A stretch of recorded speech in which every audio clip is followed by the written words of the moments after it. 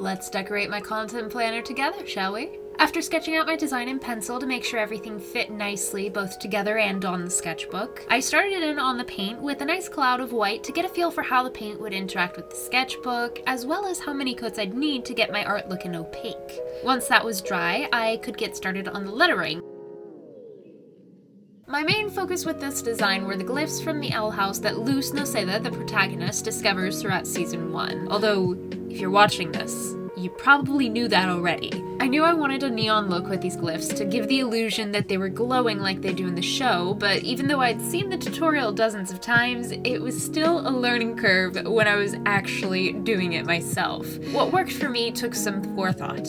First, I had to decide where each glyph was gonna go, and then I had to get the paints for each one set up. Gold for the light glyph, blue for the ice glyph, green for the plant glyph, and red for the fire glyph. Next, I needed a transition color between each of those colors and the white that would represent the most powerful, brightest part of the spell in the center. Once I had my paints prepped and ready to go, it was time to paint. And at this point, it was just a matter of painting really thick with the transition color in the shape of the glyph so that I had enough space to write in that white center. Now, when I started in on the white, I ended up being a bit too resourceful and tried using a marshmallow skewer I had lying around. You know those pointy sticks you stick a marshmallow on for s'mores and then you stick it in the fire so you don't burn yourself because you don't have a working fire glyph available? And then you get it burning and then you try to blow it off and you're like, oh, I really love it, but inside you're like, dang it, I wanted more s'more than I got.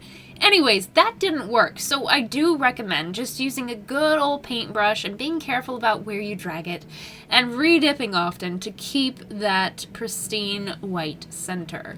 And as you may be able to tell at this point, it was a lot of the same thing over and over and over again until I got to the lettering, which was actually really simple.